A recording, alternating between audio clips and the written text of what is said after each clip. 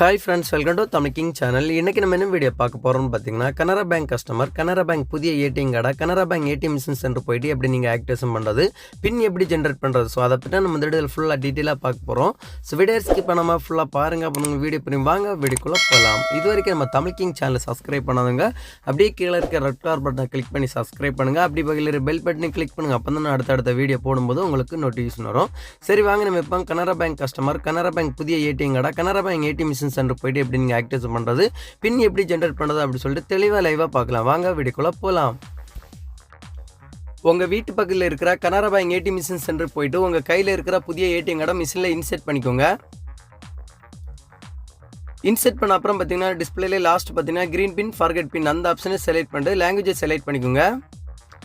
லாங்குவேஜை செலக்ட் பண்ண அப்புறம் பார்த்தீங்கன்னா ஜென்ரேட் ஓடிபி அந்த ஆப்ஷனை செலக்ட் பண்ணிட்டு உங்கள் பாஸ்புக்கில் இருக்கிற அக்கௌண்ட் நம்பரில் லாஸ்ட் இருக்கிற 4 நம்பர் நீங்கள் அதில் என்ட்ரி பண்ணிக்கோங்க.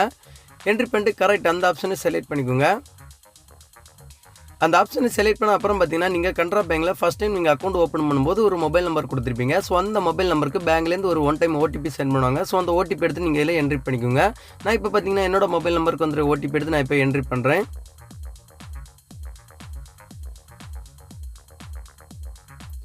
ஓடிபி என்ட்ரி பண்ணிட்டு ரைட் சைடை பார்த்தீங்கன்னா கரெக்ட் அந்த ஆப்ஷனை செலக்ட் பண்ணிக்கோங்க. அந்த ஆப்ஷனை செலக்ட் பண்ண அப்புறம் பார்த்தீங்கன்னா ஒரு 2 செகண்ட் நீங்கள் வெயிட் பண்ணிக்கோங்க.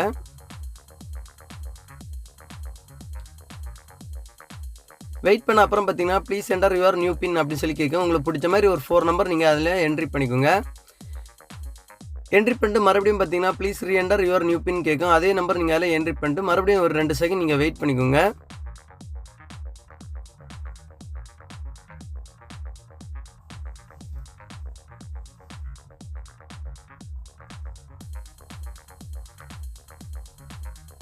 வெயிட் பண்ண அப்புறம் பார்த்தீங்கன்னா யுவர் டிரான்சாக்ஷன் இஸ் கம்ப்ளீட்டட் அப்படி சொல்லிட்டு டிஸ்பிளேல வந்துடும். இந்த மாதிரியான Canara bank customer Canara bank புதிய ஏடிஎம் கார்டை Canara bank ATM machine centre போயிட்டு நீங்கள் ஆக்டிவேஷன் பண்ணி பின் ஜென்ரேட் பண்ணுறது. ஸோ அந்த வீடியோ பிடிச்சிருந்தா ஒரு லைக் பண்ணுங்கள். உங்கள் ஃப்ரெண்ட்ஸ் எல்லாருமே கண்டிப்பாக இந்த வீடியோ ஷேர் பண்ணுங்கள்.